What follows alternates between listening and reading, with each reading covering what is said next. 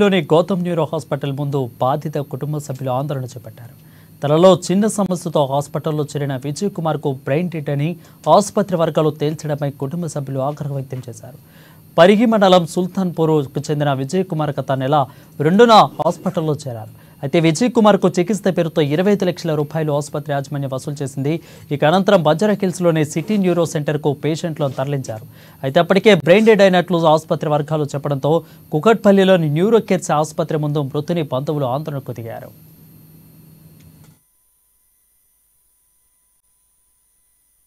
నా కొడుకుని హాస్పిటల్ తీసుకొచ్చినాం సార్. ఇలా తీసుకొస్తే బ్రెయిన్ లో గట్టినా అని సార్ నేను చేస్తానంటే నేను చేస్తా అంటే మా కొడుకు మంచిగా నడుచుకుంటూ మాట్లాడుకుంటూ పోయింది సార్. పోయినాక నేను చేస్తాను ఎంఆర్ఐ స్కానింగ్ తీసిండు. తీసినాక చూసిండు చిన్న ప్రాబ్లము నేను చేస్తా 5 రోజుల ప్యాకేజీ 2,50,000 అయితే అంటే సరే అని పైసలు కట్టినా సార్. కట్టినాక సర్జరీ చేసిండు. చేసి ఇది మళ్ళా చేయాలి, ఇప్పుడు ఇది సక్సెస్ కాలేదు అంటే అని చెప్పి మళ్ళా 12 రోజులకు మళ్ళీ ఇంకో సర్జరీ చేసిండు. దానికి ఒక 3 లక్షలు కట్టించుకున్నాడు సార్.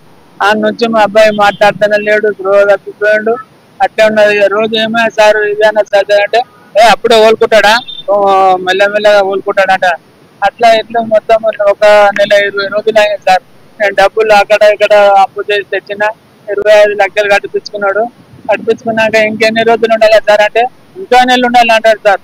ఇక్కడ రిపోర్ట్ తీసుకొని వేరే మేడం దానికి వస్తే మీరు చూసి చెప్పింది సార్ ఈ బ్రెయిన్ పనిచేస్తలేదు.